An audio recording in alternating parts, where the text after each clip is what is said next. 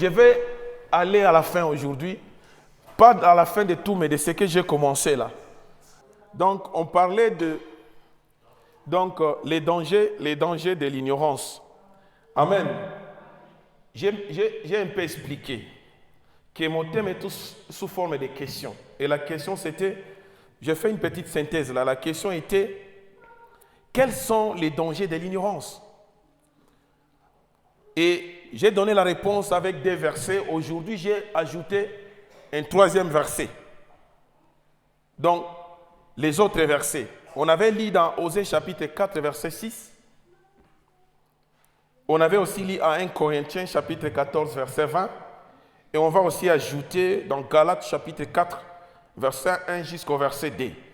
Je vais lire les trois versets, après je vais faire ma synthèse rapidement pour passer au reste des points que nous n'avons pas vus la fois passée. Osée 4, 6 nous dit ceci. Et ça c'est la version Semeur. Il dit, oui, mon peuple périt faute de connaissances.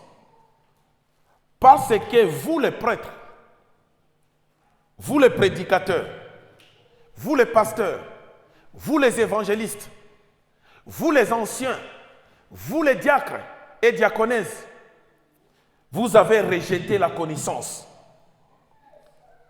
Je vous rejetterai et vous ne serez plus mes prêtres. Vous avez oublié la loi de votre Dieu. Moi aussi, à mon tour, j'oublierai vos enfants.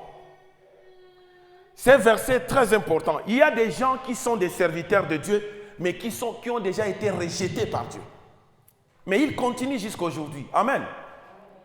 Il y a beaucoup de gens qui ont des dons, mais ces dons-là ne font absolument rien parce que ces gens-là, ils sont rejetés. Pourquoi ils sont rejetés? Parce qu'eux-mêmes, ils ont rejeté la connaissance. Et 1 Corinthiens 14, 20 nous dit ceci. Frères, ne soyez pas des enfants sous les rapports du jugement. Mais pour la malice, soyez enfants. Et à l'égard du jugement, soyez des hommes faits. Dans ces versets ici, on nous dit que non. On doit être enfant, mais dans certaines choses.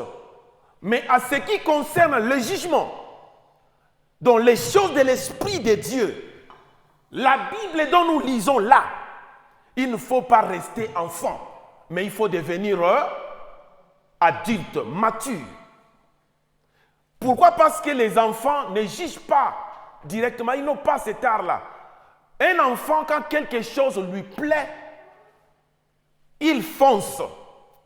Si vous ne lui donnez pas ça, il pleure. Et il est content quand il reçoit ce qu'il veut. Quelles que soient les conséquences, quel que soit ce qui peut arriver après, ça lui importe peu. C'est ce qu'il veut et il fonce droit. C'est pourquoi les enfants n'ont pas vraiment un bon jugement.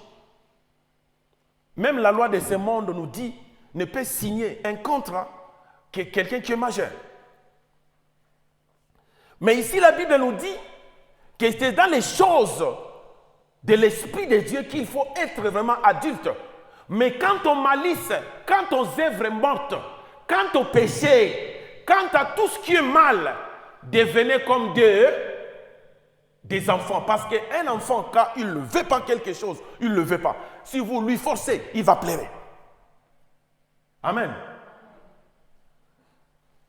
Et le troisième verset qui dit, Galates 4, 1 à 2 dit, « Or, aussi longtemps que l'héritier est un enfant, j'ai dit qu'il ne diffère à rien d'un esclave, quoiqu'il soit le maître de tout, mais il est sous des tuteurs et des administrateurs jusqu'au temps marqué par les pères. » Dans la totalité du verset, ici, il est question des enfants d'Israël aussi. Il est aussi question de nous. Qu'il y a un temps bien déterminé fixé par les pères, que tu dois quitter de l'enfantillage pour devenir adulte, parce que tu es un héritier. Parce que seul un adulte peut connaître les clauses de l'héritage, les clauses du testament que son père lui a légué. Quand tu ne sais pas lire, ça devient difficile, on peut te tromper. Même ton propre avocat peut te mentir. Parce que tu ne sais même pas lire. Écoute ici, il a laissé, au lieu de te dire qu'il a laissé 10 maisons, ici tu vois, il a dit qu'il a laissé 10, mais dans les 10 là, 3 étaient déjà vendus. Tu diras quoi? Tu ne sais pas lire les clauses. Qu'est-ce que tu diras? Tu diras oui. Tu vois, c'est pourquoi il est important, héritier que tu es, de pouvoir grandir. C'est pourquoi Osée dit que mon peuple est détruit par manque de connaissances. Et cette connaissance-là, c'est qui doivent le donner? Ce sont des prêtres, ce sont des prédicateurs. Quand on est prédicateur, quand on est un enfant de Dieu, il faut avancer en âge, il faut avancer en connaissance.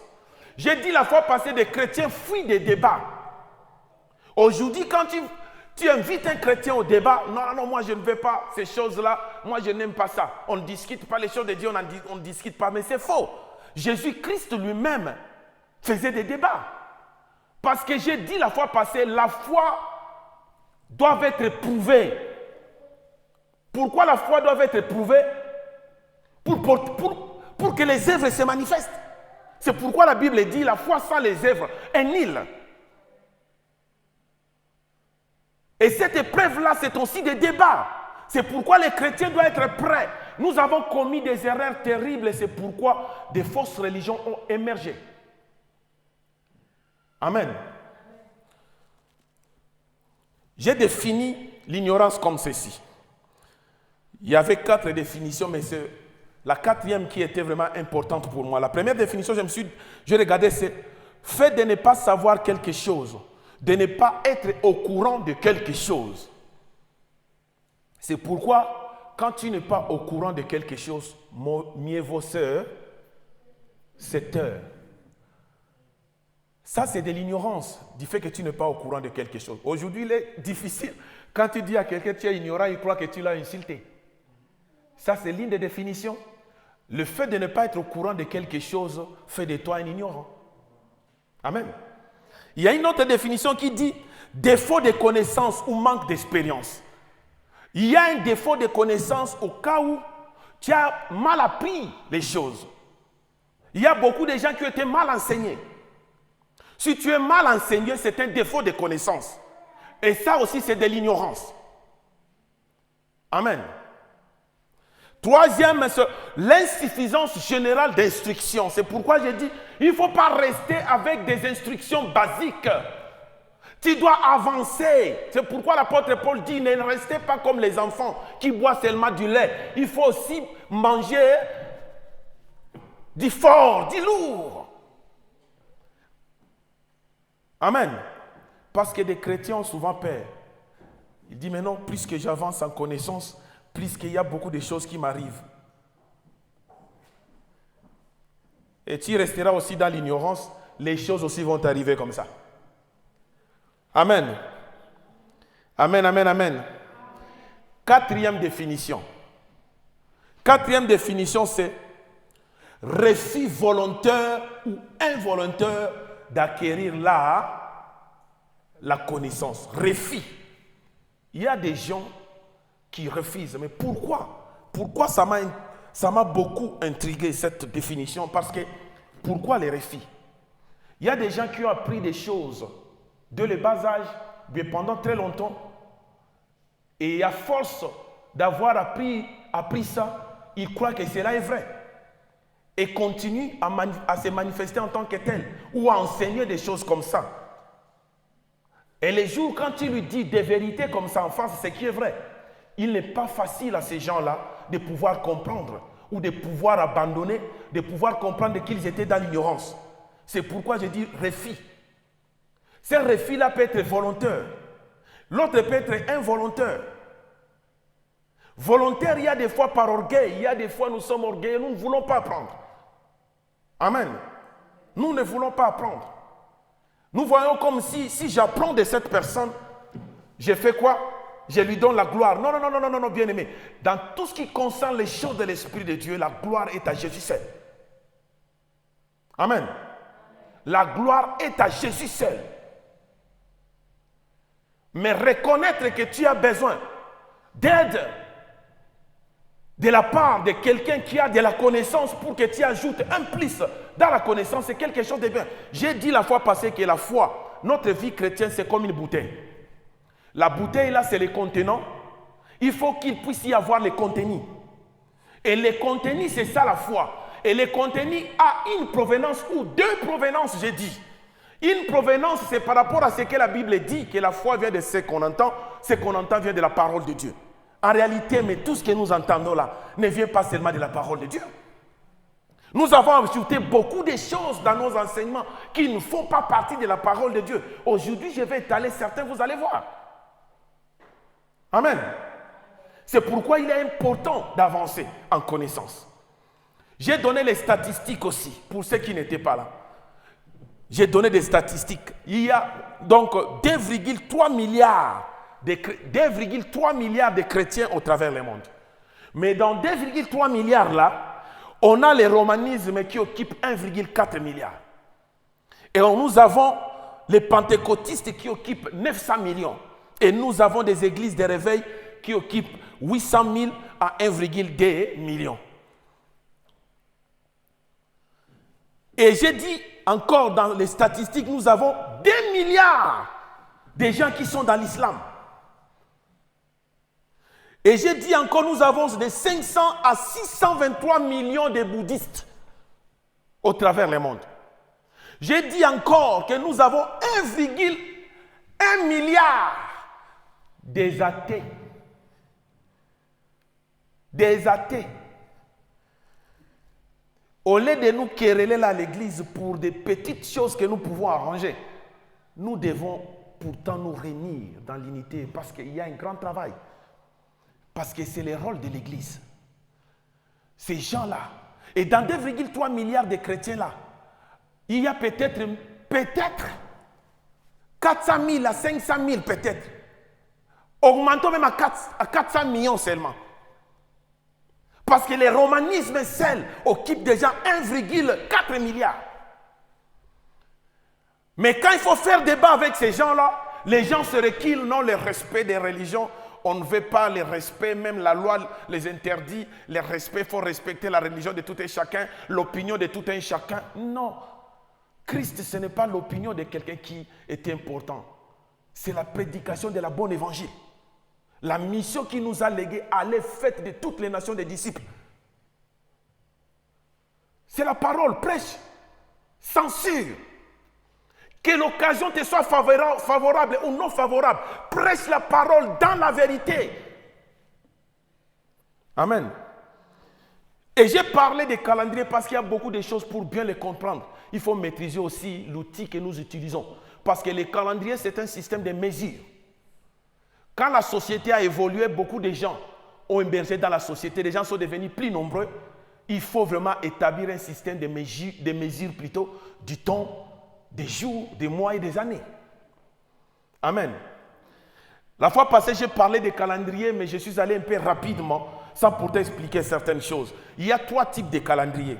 Il y a les calendriers qu'on appelle les calendriers solaires, c'est par rapport au cycle solaire. Et il y a les calendriers qu'on appelle les calendriers linéaires, c'est par rapport à la lune. Il y a aussi le 3e qui est l'ensemble de calendriers qu'on appelle calendrier lunisolaire. Amen. Et j'ai dit la fois passée que le premier calendrier, les gens qui ont mis en place le premier calendrier, c'était des scribes cimériens. J'ai dit la Cimérie, c'est... On peut dire la Cimérie, c'est quoi? C'est qu'on appelle la Mésopotamie là. Actuellement, je crois que c'est l'Irak. Oui. Hein, la Mésopotamie actuelle, c'est l'Irak et des pays qui sont aux environs. Ce sont des scribes cimériens qui ont fait le premier calendrier. Et ce calendrier-là, c'était un calendrier qui était un calendrier solaire. Et dans les calendriers sumériens, il y avait seulement 29 jours à 30 jours. Donc, ce n'était vraiment pas complet, exact. Et les gens qui ont mis encore un calendrier, c'est l'Égypte antique. Hein? Ils ont mis un calendrier qui était aussi un calendrier linéaire. Linéaire par rapport au calendrier cimérien qui était solaire. Et nous voyons aussi, les Grecs antiques ont mis aussi un calendrier qui était aussi un calendrier qui était linéaire. Donc beaucoup de choses, mais ce qui est plus important pour nous, c'est ce que les Romains ont mis en place. Parce que c'est ce qui a continué jusqu'à aujourd'hui. Parce qu'il y a les Mayas qui avaient aussi des calendriers, etc. Il y a aussi Israël qui ont leur calendrier propre,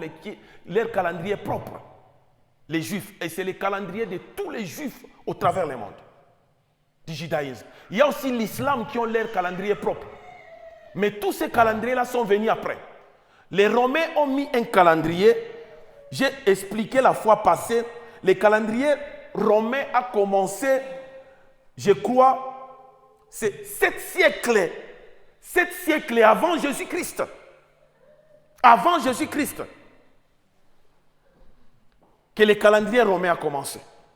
Et ce calendrier-là était compliqué. Pourquoi? Parce que ça s'arrêtait à 304 jours.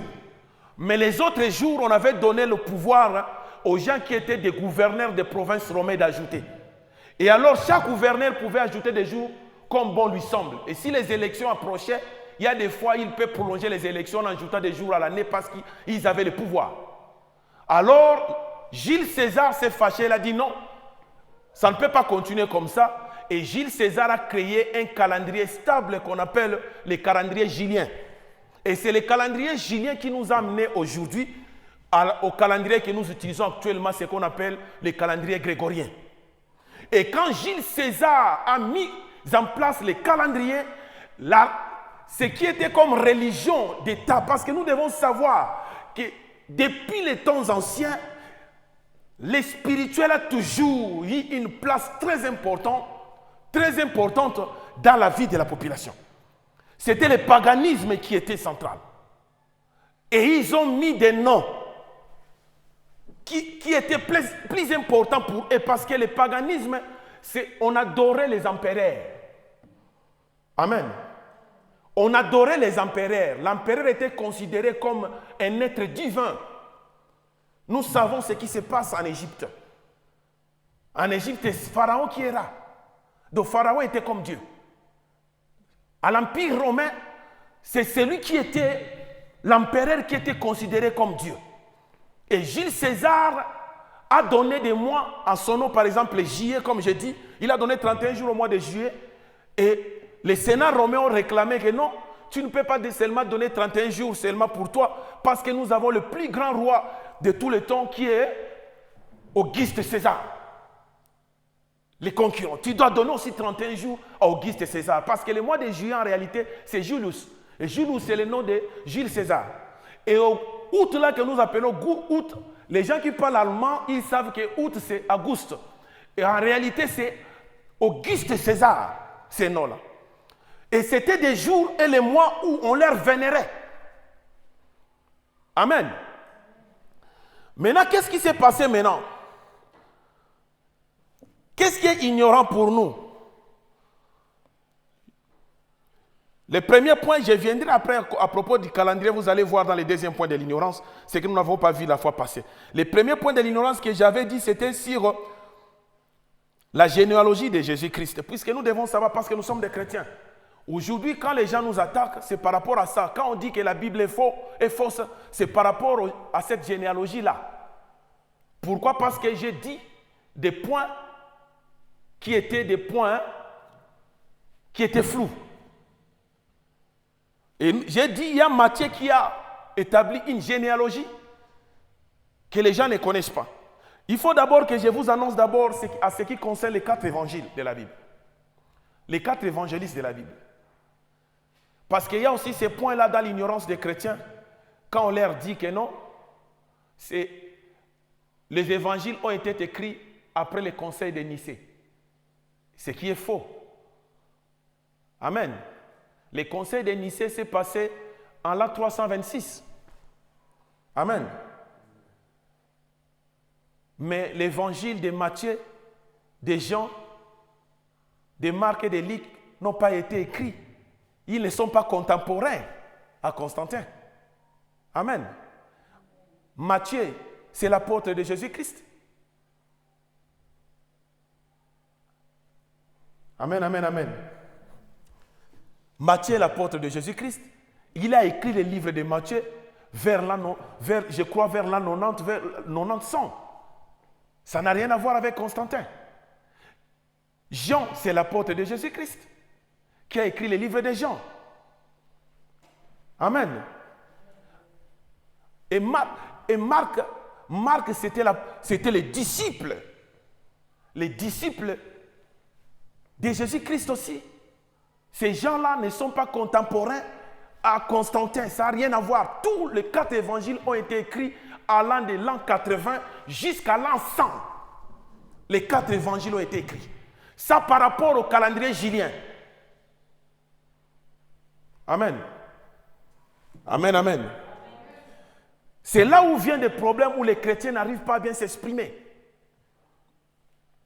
Matthieu a écrit dans sa généalogie, il a cité comme le père de Jacob, Jacob qui était le père de Jésus-Christ, dans la chair, le mari de Marie. Il a dit son père c'est, Matthieu a écrit son père c'est Joseph. Mais par contre, Luc, il a écrit que le père de Joseph c'était Élie. Élie avec H. C'est là où maintenant des gens disent, mais là, il y a une contradiction. Pourquoi Matthieu dit Jacob et lui, Luc maintenant il dit c'est Élie. Je l'ai expliqué, le livre de Matthieu, l'évangile de Matthieu a été écrit pour, c'est spécial Matthieu, c'est pour les Juifs. C'est vraiment pour les Juifs, les livres de Matthieu. Pour que tu comprennes bien les livres de Matthieu, il faut que tu puisses toi-même d'abord te mettre à la place d'un Juif du 1er siècle. Là, tu comprendras. Quand tu lis la Bible, il faut savoir d'abord cette histoire. Si c'est un paragraphe historique, il faut savoir cette histoire, ça déroule quand et où. Et ici, j'ai dit, Matthieu a voulu montrer l'authenticité de Jésus-Christ parce que j'ai expliqué l'arbre généalogique pour les Juifs, ce n'est pas comme pour nous, hein, comme chez nous. Hein. Nous cherchons à connaître seulement nos ancêtres pour que tu saches d'où est-ce que tu viens. Mais les enfants d'Israël, ce n'est pas ça. Parce que les enfants d'Israël sont spéciaux. Pour eux, l'arbre archéologique, c'est comme un CV. Amen. C'est comme un CV. Vous savez, la fois passée, quand je parlais de ce que Jacob a dit à ses enfants avant de mourir, il a dit, mes enfants, venez écouter votre père. Je vais vous dire des choses qui vont vous arriver dans la suite du temps. Il a commencé par Ruben, après il est allé à Siméon et Lévi. Pour que et jusqu'à Juda, il a dit à Juda, il a dit à Ruben premièrement, il a dit, Ruben, tu étais le premier-né, mais tu ne le plies parce que tu as souillé les lits de ton père. Parce que nous savons tous, Ruben est sorti avec la femme de son père qui était la servante de Rachel, qui a donné à Israël pour avoir des enfants. Et il a eu aussi des fils. Les 2 fils qu'il a eu aussi, c'est Lévi et Siméon, qui sont cités parmi les enfants qui constituent les 12 tribus d'Israël. Et son père lui a dit, tu ne serais plus l'aîné. Tu ne l'es plus. Tu n'as pris la prééminence. La prééminence est partie entre ses mains à cause de ses erreurs. Et la prééminence est allée à Juda. Pourquoi Juda? Parce que c'est lui qui suit Ruben, c'est Siméon et Lévi. C'est là où il dit, Siméon, Lévi, vous êtes frères. Regardez ça, vous allez voir dans Genèse. Que Siméon, Lévi, vous êtes frères. Mais votre colère là, dans votre colère, vous avez tué des innocents. Je ne vais pas m'associer dans votre colère. J'ai maudit votre colère. Je vais vous disperser au travers du monde. Et quand vous regardez après, parce qu'une malédiction peut tomber sur toi, mais ce qui change tout, ce qui peut changer tout dans ta vie, c'est le repenti. Amen. C'est le repenti qui peut changer tout. Si tu te repens, hein, cette malédiction va se changer en bénédiction. Lévi s'est repenti après même Siméon, mais il y a des malédictions malgré la repentance, mais ça va s'accomplir. Regardez les Lévis. Ils n'ont jamais eu de terre. Ils se sont repentis, mais ils sont rentrés dans les ordres pour servir Dieu. Amen. Et ils étaient au service de l'église, du temple. Et ils n'avaient ni héritage, ni terre. Amen. Donc pour les enfants d'Israël, l'arbre généalogique, c'était comme un CV. Ça signifie, si tu es un lévite et que tu t'es promené au travers tout Israël, et après tu vois que ça ne va pas, tu cherches un peu de stabilité, tu peux venir au temple, tu as le droit de servir au temple, parce que les lévites ont été choisis. Vous savez, là, par Aaron, qui était le chef de la tribu des Lévites. Il a été choisi comme le premier souverain sacrificateur dans les temples. Et toute la famille des Lévites ont été choisis pour servir Dieu dans les temples. Donc ça signifie, quand tu es un Lévite, tu viens, dans ton CV déjà, tu as le droit de travailler au temple. Là, on n'a pas besoin de dire que non, on va te faire d'abord, ce qu'on a fait, c'est quoi? Quand quelqu'un va au rendez-vous d'embauche. C'est l'entretien. Non, tu es un Lévite. Qu'est-ce que vous voulez savoir? Vous connaissez déjà vous connaissez déjà ma source, ma provenance. Je suis de la tribu de Lévi. Donc, il a droit de travailler au temple. Et quand tu es de la tribu de Juda, quand même un désastre est tombé, les rois mouraient, quoi que ce soit, qu'il n'a pas de prince ou quoi que ce soit, la tribu de Juda avait pour eux la charge de la royauté. Donc, tu es éligible au trône. Amen. Donc, ça signifie que vous n'êtes pas n'importe qui. Donc, la généalogie en Israël vraiment très important. C'est pourquoi l'apôtre Paul, quand il parlait, quand il se justifiait, il dit, moi Paul, je suis hébreu. Ma mère et mon père sont hébreux. Regardez ça dans les livres, il dit hébreu né d'hébreu. Ça signifie que il n'y a pas de discussion là à discuter. Il n'y a pas de recherche à faire. Quand quelqu'un dit « je suis hébreu né d'hébreu », ça signifie mère, père sont des hébreux. Sa généalogie est déjà assurée. Amen. C'est pourquoi j'ai expliqué, j'ai dit, mais non, il n'y a pas de divergence entre Matthieu et Luc. C'est tout simplement que la prophétie a été dite que non, Jésus est le rejeton de David. Donc ça signifie Jésus a le droit de régner sur le trône de David, son ancêtre. Et les enfants d'Israël, depuis la mort de David, la mort de Salomon, la guerre est tentée, les royaumes est divisé en deux, ils étaient toujours à la proie de leurs ennemis. Depuis, et le plus grand ennemi, c'est l'empire babylonien qui a pris les enfants d'Israël, ils sont allés en déportation à Babylone. C'est là où la lignée royale s'est arrêtée. C'est là où les gens ont dit, mais comment Jéconias, qui a été maudit au travers les prophètes Jérémie, comment il a eu encore des descendances? Et pourtant, la lignée royale s'était éteinte. Dieu avait dit au travers Jérémie que toi, Jéconias, du fait qu'il s'était très mal conduit, que tu n'auras pas d'enfants et tu n'auras pas de plus de successeurs au trône. C'était aussi vrai. La malédiction aussi était là. Quand il était roi, Jéconias n'a jamais eu des enfants. Son nom, c'est encore Eliakim. Le roi Eliakim, c'est le même roi. Il n'avait pas eu d'enfants. Mais quand maintenant, Babylone est venu attaquer Israël, ils ont détruit les temples. Ils ont amené des ustensiles à Babylone, vous savez. Ils ont amené beaucoup. Tous les gens qui étaient intelligents et braves dans l'armée, ils sont allés à Babylone. Ils ont laissé que des fermiers. C'est là où Daniel, Meshach, Abednego sont allés. Vous le savez. Et les temples étaient totalement détruits. Et les rois Jéconias aussi étaient amenés en captivité. Et c'est dans la souffrance que le roi s'est repenti devant Dieu. Et c'est là Dieu lui a donné des enfants, mais il n'était plus roi. La preuve en est que les enfants, les successeurs, donc je peux dire la descendance du roi Jéconias, n'ont pas régné comme des rois en Israël. Zorobabel, qui est descendant, qui est petit-fils de Jéconias, n'était pas roi, il était seulement le gouverneur de Jérusalem. Amen. Donc la royauté était éteinte là.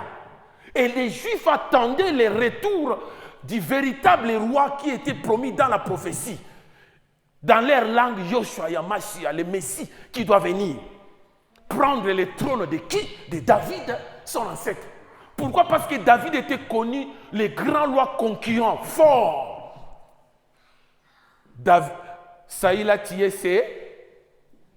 c'est 1000. C'est 1000. Mais David a Thié, c'est 10 000. C'est ça le conquérant David. L'homme qui a tué Goliath. Et ils attendaient un David.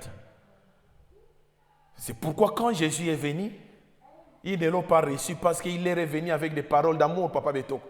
Il vient, aimez-vous les uns les autres, pardonnez-vous les uns les autres. Il dit, mais c'est quoi ça? Nous cherchons un concurrent. Toi, tu nous viens avec des paroles d'amour, des paroles de ceci, de ceci. Non. De nous préparer, de se repentir. Nous cherchons un concurrent qui doit nous délivrer de la main de l'emprise des Romains. Amen. Donc pour dire tout simplement que Matthieu a énuméré, a démontré sur le plan légal. Parce que tu ne peux pas hériter le trône si légalement tu n'es pas éligible au trône. Mais Matthieu maintenant a démontré légalement que Jésus est légalement le descendant de David. Il est éligible au trône. Mais nous savons très bien que Joseph n'était pas le père de Jésus. Mais sur le plan juridique, il était connu comme le père de Jésus. Ça, ce n'est pas le fils du charpentier. Son père, ce n'est pas Marie. Donc, il était éligible au trône. Nous avons dit aussi que 14 qui est dans Matthieu, des générations qui étaient citées, était un code. Était un code de calcul. J'ai dit la fois passée, la langue hébreu, les Juifs, leur langue, c'est aussi comme des lettres, mais comme aussi des chiffres. Ce n'est pas comme chez nous, l'alphabet c'est A, B, C, D, E, mais les chiffres, nous avons 1, D. Quand on écrit ça, vous allez voir aussi la différence. Mais en langue hébreu, il n'y a pas de différence. Quand on écrit des chiffres, c'est aussi comme des lettres. C'est pourquoi les Hébreux avaient inventé un système de décodage des révélations qu'ils appellent la gématrie. Et quand vous regardez la définition de la gématrie sur le dictionnaire même sur Wikipédia, ça va vous amener directement à l'occultisme. Regardez ça, vous pouvez taper sur votre téléphone, ça va vous amener entre parenthèses l'occultisme. Donc c'est un système qu'ils avaient. Par rapport à ce système, ils pouvaient prendre ton nom en hébreu là, et ils vont codifier des chiffres et faire des additions, des calculs pour te dire des choses qui peuvent arriver.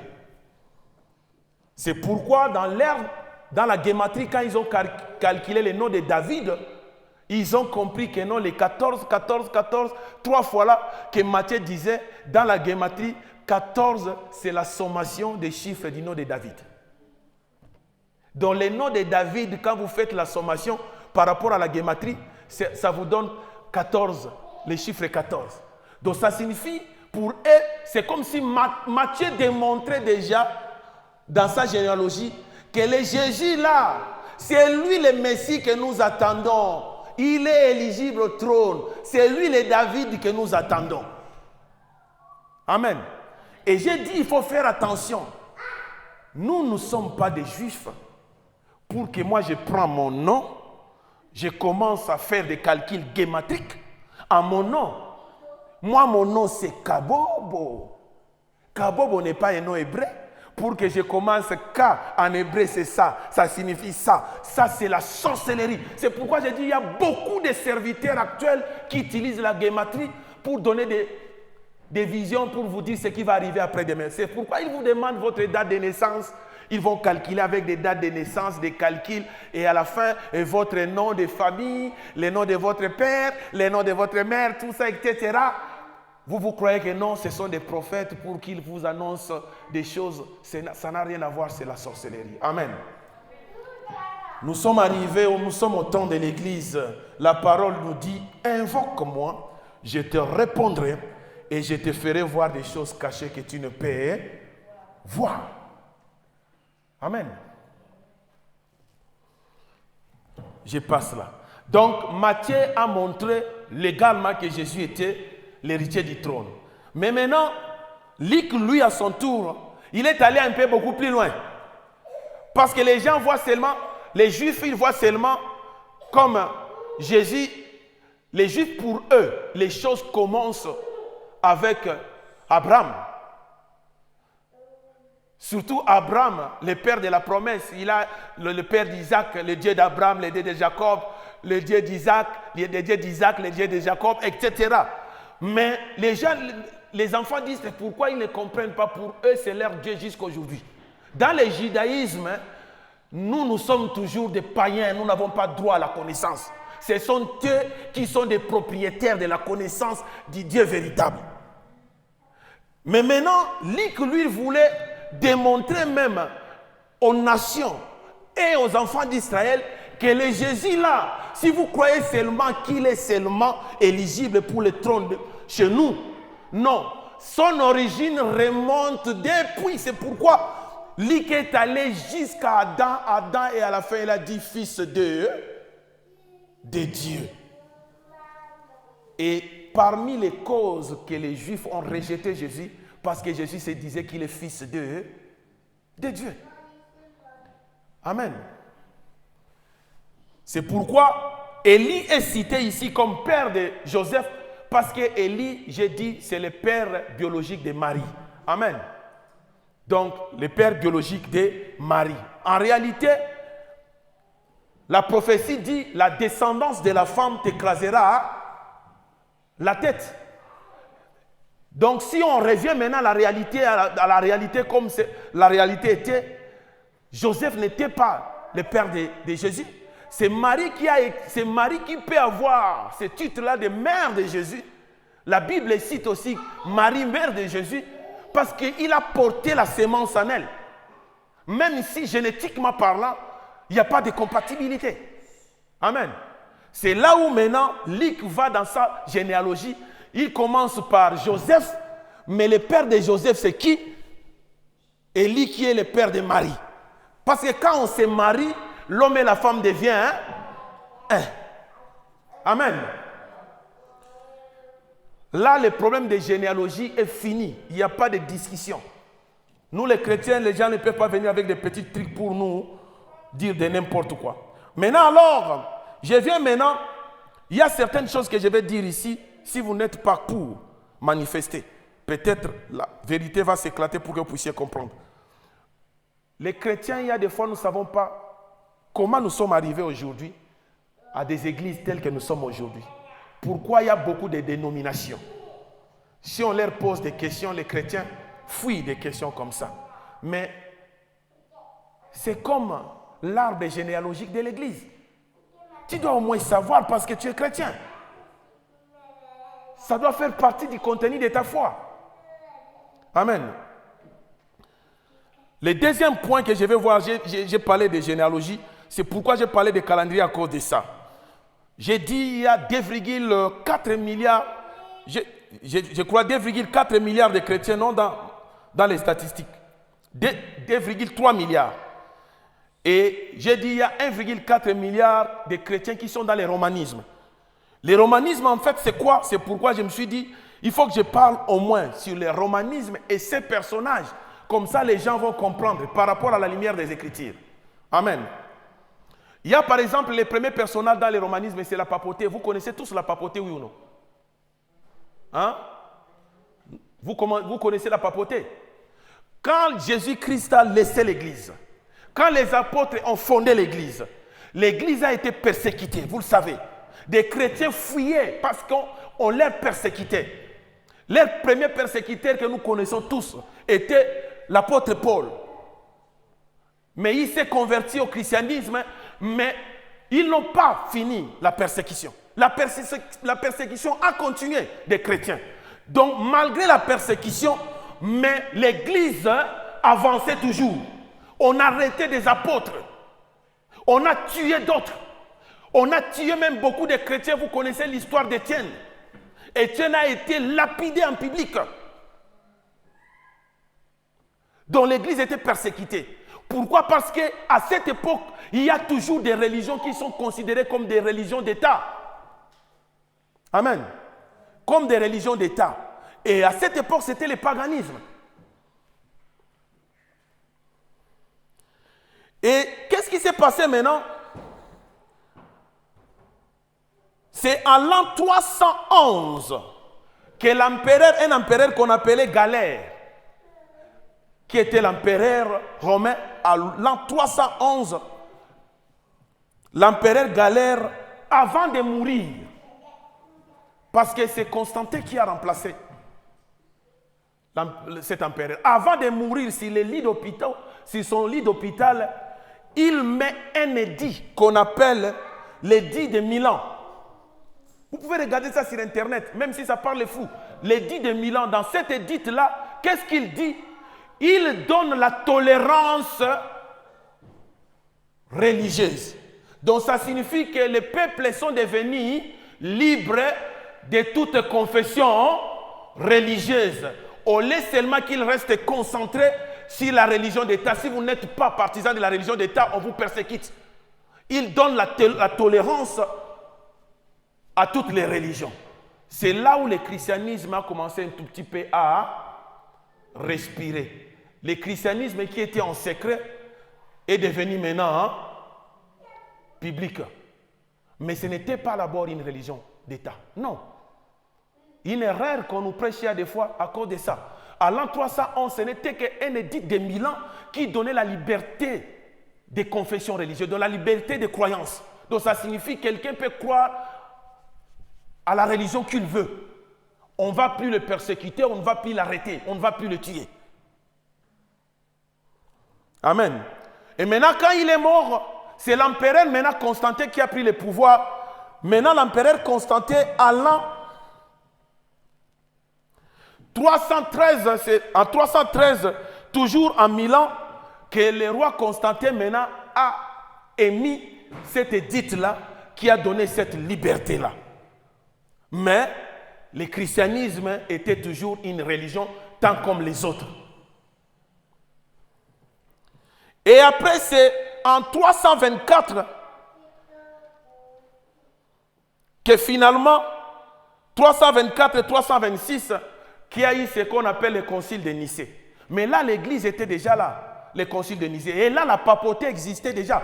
Je commence bien. La papauté a commencé à l'an 314 avec le pape Sylvestre, qui est le premier pape dans la papauté. Amen. Et si vous comprenez ce que je dis. Parce que tout le monde a l'église. Tout le monde a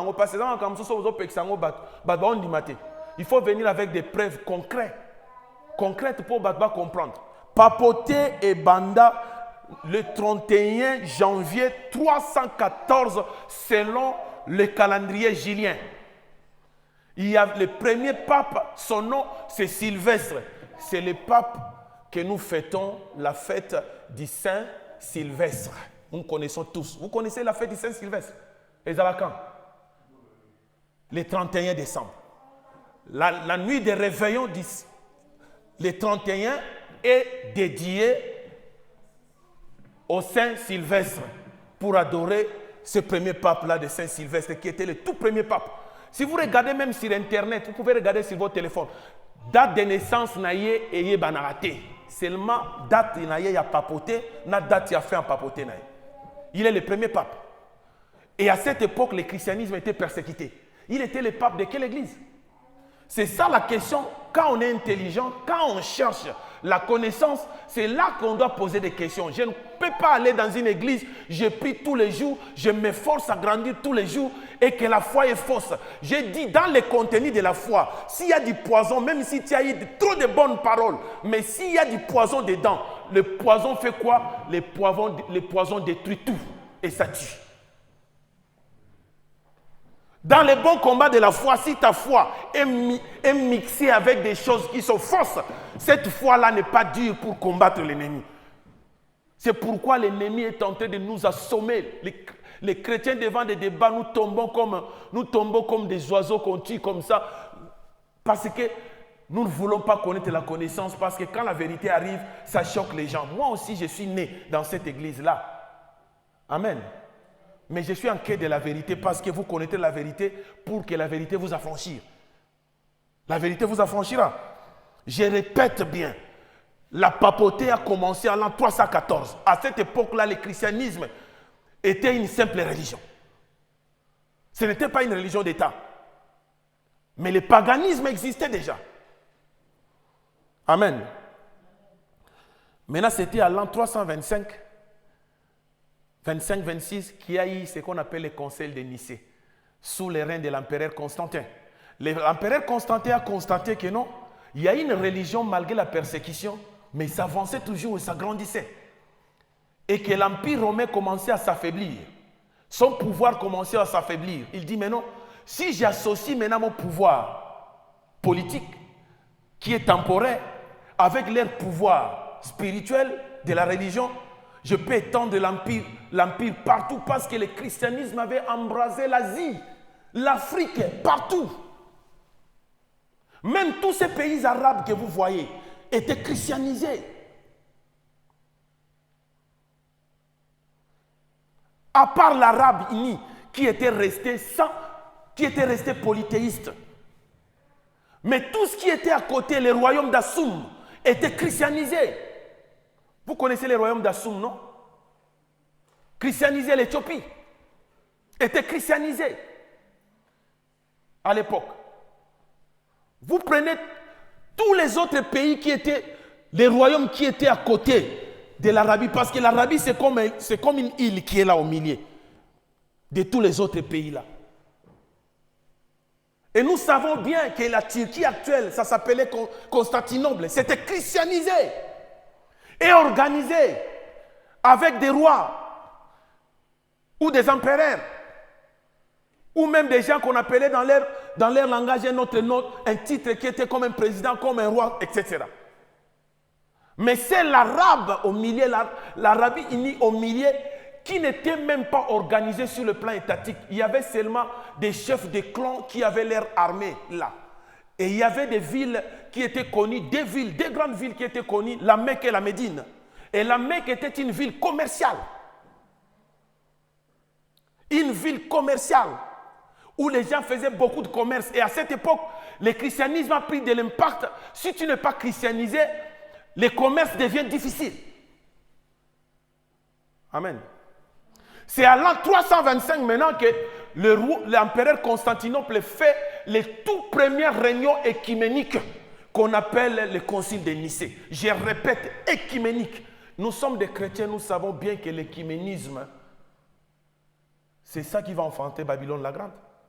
C'est pas ça. Hein? J'ai dit que l'Église universelle, corps du Christ, personne ne peut les réunir. Ce n'est pas sur terre que l'Église corps du Christ doit se réunir. Le lieu de rencontre de l'Église corps du Christ, c'est où? C'est dans les heures. La Bible dit au son de la trompette, par la voix d'un archange, les morts en Christ ressusciteront premièrement. Ils vont aller où? Au ciel. Et nous, les survivants, nous allons faire quoi? Nous allons suivre. Amen. L'écuménisme est vraiment, ce n'est pas mauvais pour eux, mais pour les vrais chrétiens, l'écuménisme n'est pas bon, c'est défendu. Amen. Ça signifie que la papauté, c'est un personnage purement romain. La preuve en est que le pape Grégoire I, quand il est devenu pape, a changé à son tour les calendriers.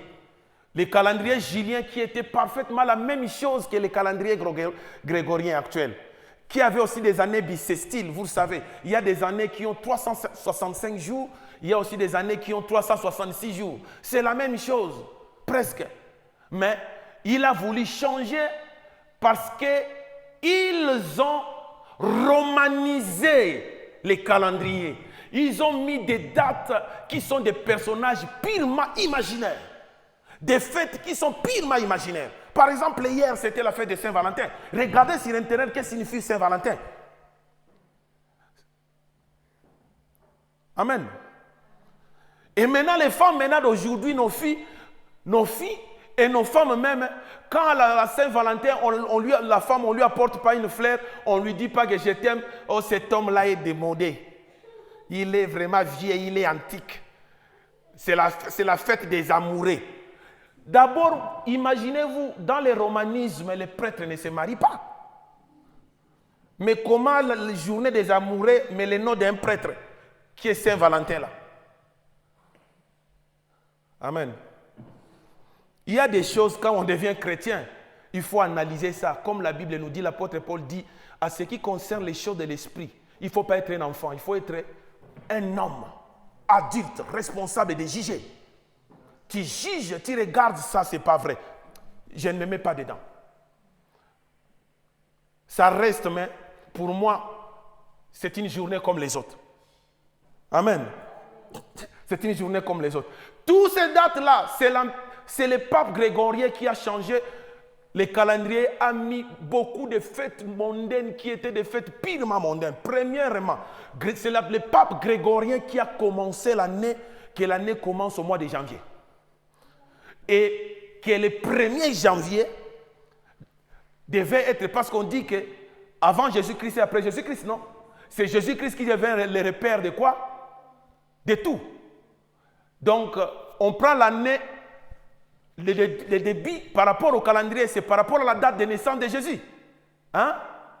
C'est ça, oui ou non? Nous sommes d'accord. Mais pourquoi le 25 décembre devient le jour de la naissance de Jésus? Si, oh Seigneur mon Dieu, il y a des choses, c'est pourquoi nous devons voir. Acceptons ce qui est vrai, ce qui est faux. Il faut faire quoi? Il faut les effacer.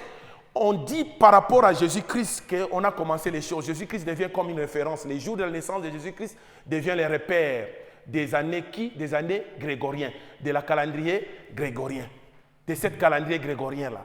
Donc ça signifie que Jésus-Christ doit être né au début de cette année, de ce calendrier-là.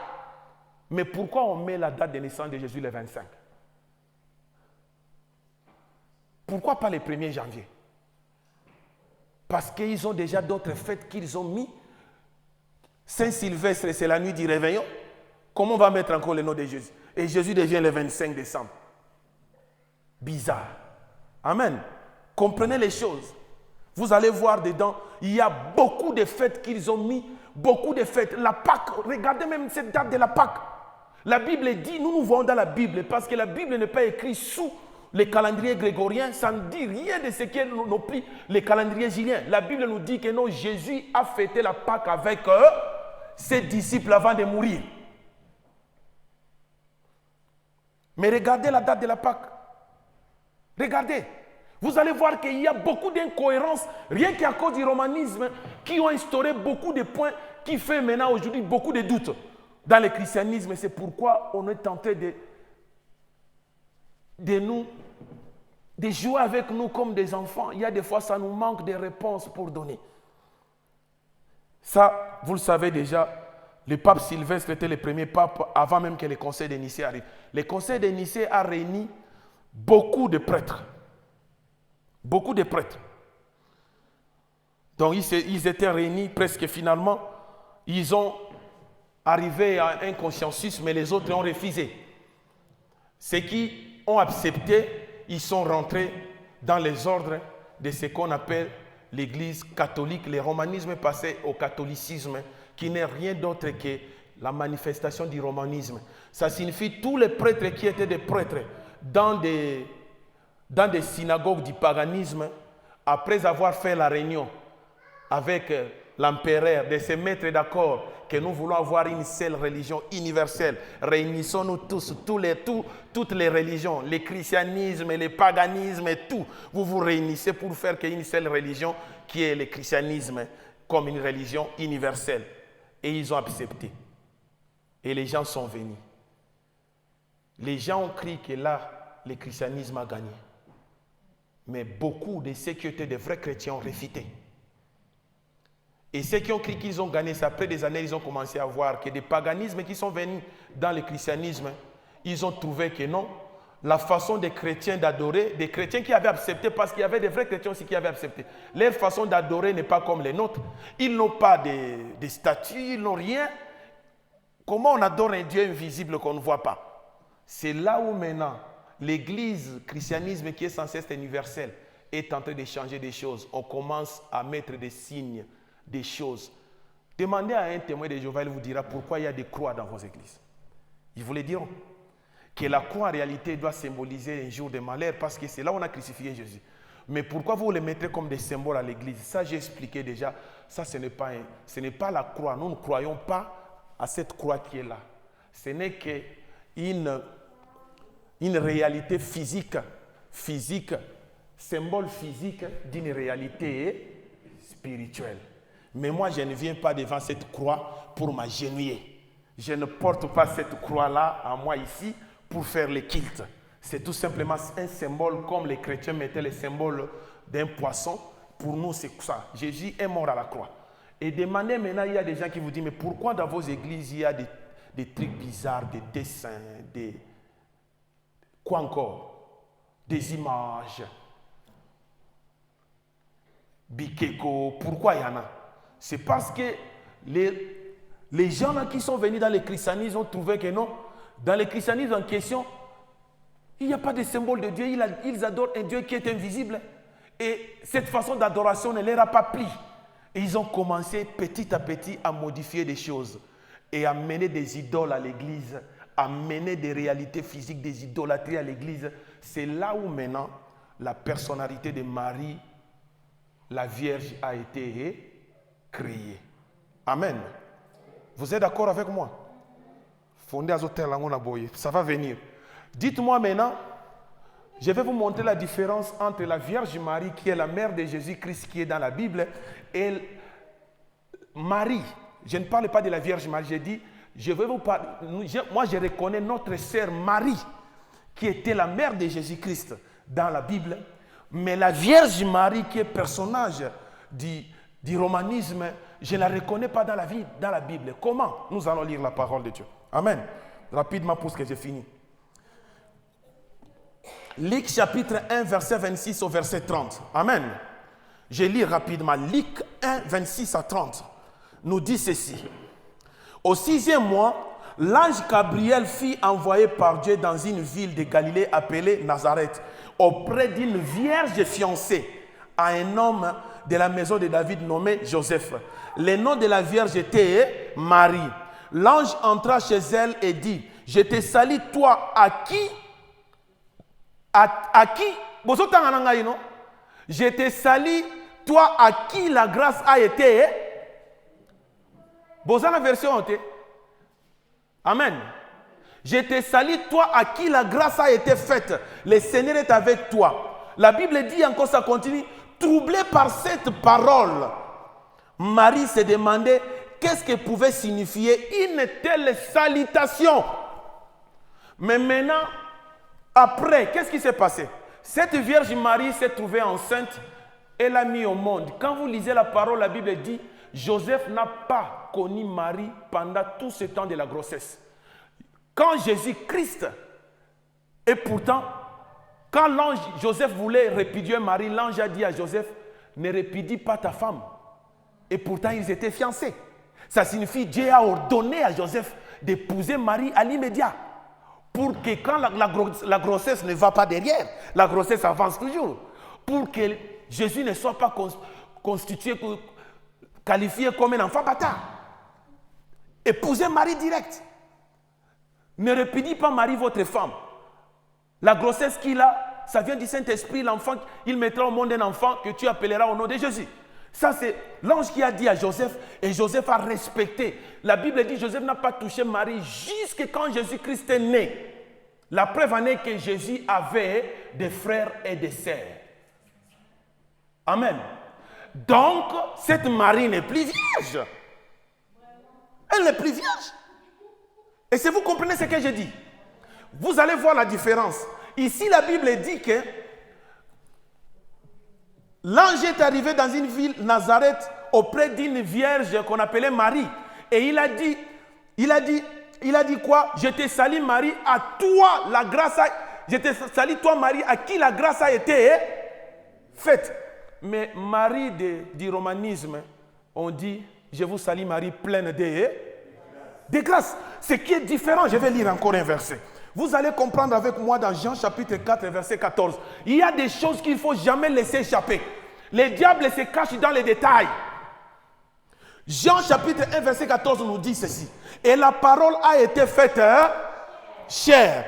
Et elle a habité parmi nous, pleine de grâce et de vérité. La plénitude de la grâce est seulement l'atout divin de Dieu.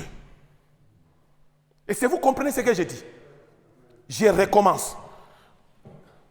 La plénitude, il n'y a aucun homme sur cette terre a été plein de grâce. Il n'y a aucun homme sur cette terre a été plein de grâce et de vérité. Non. C'est Jésus seul.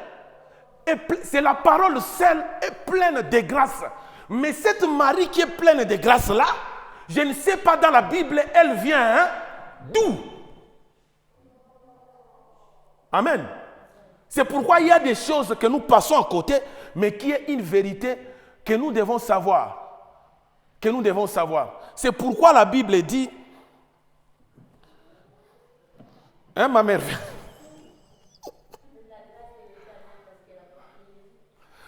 Mais la Bible dit à toi à qui la grâce a été faite. La Bible ne dit pas que non, toi Marie qui est pleine de grâce. Non, parce que la plénitude, c'est autre chose. La plénitude, ça c'est l'atout divin de Dieu. La plénitude. Pas l'atout d'un homme. Un homme ne peut pas être plein de grâce. Tu reçois ça où? Nous avons la grâce que nous recevons. C'est pourquoi l'apôtre Paul, dans toutes ses paroles, disait toujours que la grâce de notre Seigneur Jésus-Christ, la grâce de notre Seigneur Jésus-Christ, soit avec vous. Mais cette Marie qui est pleine de grâce là, c'est un personnage que les gens ont créé. Vous savez, dans la guerre des religions, dans la foi, parce que nous ne voulons pas étudier l'histoire de l'Église.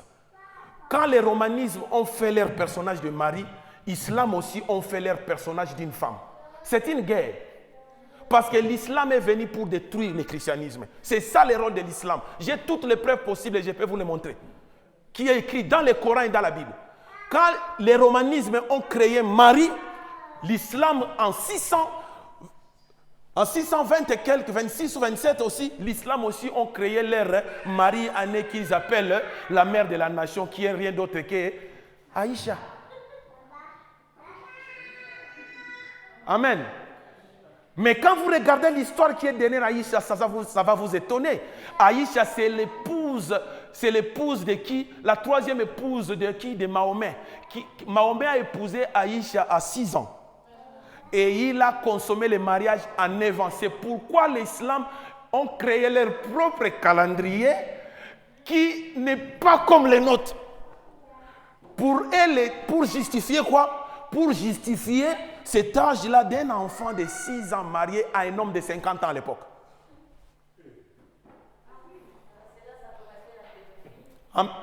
C'est ça, c'est pourquoi je vous dis, les chrétiens, si nous n'avons pas la connaissance, notre combat de la foi devient, nous tombons nuls. Parce que ces gens-là sont en train de nous crucifier. Nous sommes devenus la honte de l'Église parce que les chrétiens ne veulent pas apprendre. C'est dans l'histoire tous ces genres de choses-là. Les musulmans ont étudié la Bible. Ils commencent à nous attaquer. Quand moi j'ai vu ces attaques-là, moi aussi j'ai étudié le Coran. Amen. J'ai vu des défauts et des dégâts terribles sur leurs livres. C'est là où je me suis dit, ils appellent des erreurs sur la Bible, c'est parce qu'ils n'ont pas compris. Amen. Parce qu'ils n'ont pas compris. Parce que moi j'ai fait des débats avec des musulmans, beaucoup. C'est là où ils n'ont pas compris. Et l'histoire écrit beaucoup de choses. Ils ont falsifié beaucoup de choses. Pourquoi? Parce qu'ils sont dans des problèmes. Premièrement, on ne peut pas comparer Jésus à Mahomet. Jésus est né sans rapport d'un homme et une femme. Mais leur leader là-bas est né d'un homme qui a grandi pauvre, qui a été un grand pilleur à l'époque. Parce qu'il y a des histoires que les gens ne comprennent pas. Qui est aussi un grand pédophile. Même la pédophilie, mais à 6 ans. Notre fille, elle a quel âge? 2 ans. Qui a 6 ans ici? Moi, Soraya va totaliser 4 ans. Vous raisonnez maintenant? Qui? Gaël a 7 ans. Donc elle est vieux. Il est vieux plutôt. Prenez une fille vraiment de 6 ans comme ça, que moi j'ai vu en l'église ici, donc admettons, même pas 6 ans, disons 10 ans. Je prends une fille de 10 ans, je viens ici à l'église, que je vais me marier avec elle. Mais dites-moi maintenant, papi, Fondé, papa Beto, puis les mamans vont rester à cause de l'émotion. Mais la colère va s'enflammer sur les papas que vous voyez là. Fondé, Eva Marciano, papa Beto, papa Tonino, mais c'est quoi ça dit? Tu veux jouer avec nous quoi? Ça va être brutal. Amen. Pour dire seulement que mon peuple est détruit parce qu'il lui manque de la connaissance. Le mari qui est plein de grâce, je ne l'ai jamais vu dans la Bible. Moi, je connais notre sœur Marie qui est dans la Bible, qui était la mère de Jésus-Christ, la mère porteuse de Jésus-Christ, qui a porté Jésus-Christ, à qui la Bible dit Marie, la mère de Jésus. Elle était aussi le disciple de Jésus-Christ. Vous pouvez regarder ça dans la Bible. Quand les apôtres sont allés dans la chambre haute, attendre le Saint-Esprit, Marie était là avec eux. Parce que Marie était le disciple de Jésus-Christ. C'est pourquoi les jours de la fête à la noce de Cana, c'est là où Marie a compris les erreurs qu'il voulait faire. Marie, du fait d'amener la grossesse pendant 9 mois, elle croyait qu'elle était devenue comme la mère génétique de Jésus. Elle commençait à donner des ordres à Jésus. Elles n'ont plus de vin. C'est là où Jésus maintenant lui a dit, qu'y a-t-il entre moi et toi, femme? Mon heure n'est pas arrivée. C'est là Marie a compris, oh non, je ne suis qu'un simple instrument à qui la grâce a été faite. Je dois rester sur mon statut. Et il est resté le disciple de Jésus-Christ. Même les frères de Jésus-Christ, les enfants que Marie, l'un était même apôtre. C'est pourquoi l'apôtre Paul disait, j'étais avec les frères, Jacques, les frères de Jésus-Christ. Marie a eu d'autres enfants. Donc aujourd'hui, nous ne pouvons plus appeler Marie vierge. Une fille est vierge quand elle n'a pas connu d'homme. Quand il connaît maintenant l'homme, il n'est plus vierge, on ne va pas continuer à l'appeler vierge. Je donne l'exemple de notre sœur, si nous savons qu'elle est vierge. Après on voit, oh non, elle a un homme, elle a couché avec un homme, ou bien elle s'est mariée, elle a des enfants. Quand on lui dit que non, c'est notre Lisette la vierge. Après elle est déjà mariée, on va continuer toujours à l'appeler Lisette la vierge.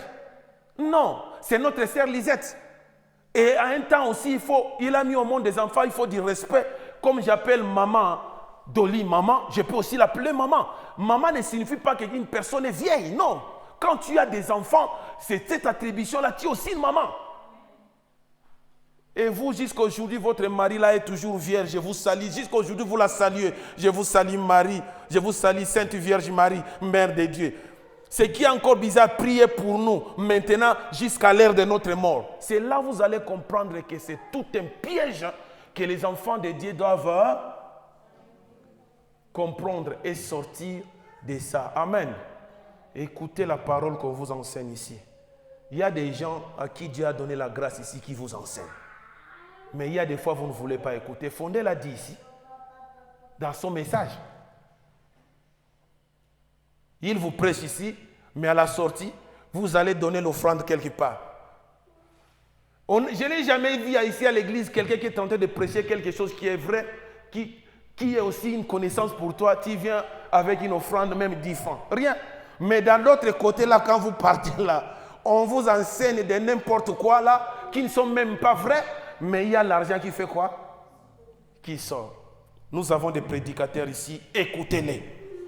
Si un prédicateur sortait par exemple dans une petite erreur, allez parler lui, nous sommes des humains. Amen.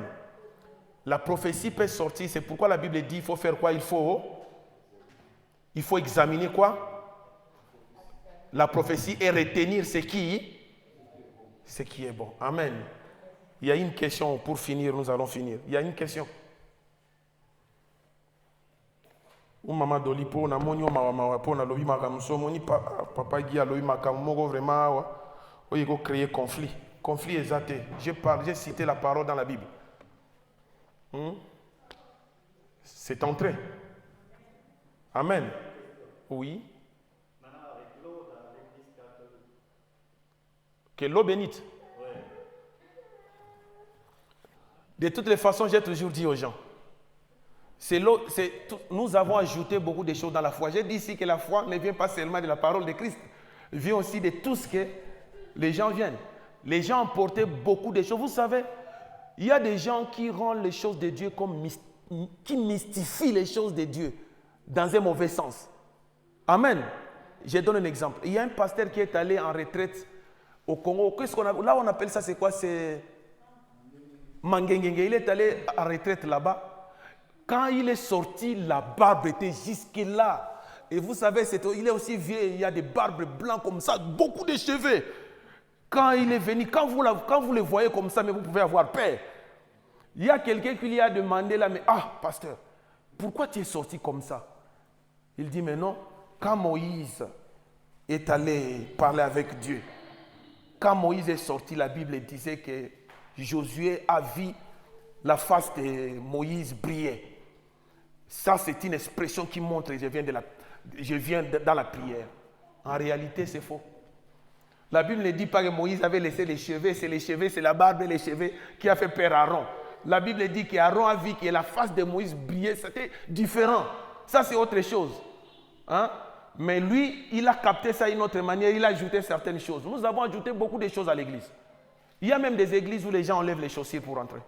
Pourquoi? Parce qu'il est écrit, Dieu a dit à Moïse, attention, ici c'est un lieu saint, ôte tes sandales. Et maintenant à l'église, les gens doivent entrer aussi sans chaussures. Ça, c'est très mal comprendre la parole de Dieu. L'eau bénite que ces gens-là utilisent, ça c'est purement humain. Il n'y a rien de spirituel dedans. Amen. Je n'ai pas besoin de l'eau bénite pour bénir ma maison. Je n'ai pas besoin de l'eau bénite pour bénir mon véhicule. Oh, je dois prendre de l'eau bénite. Il y a des fois, ils mettent ça à la porte pour lutter contre les mauvais esprits. Non, nous avons la prière.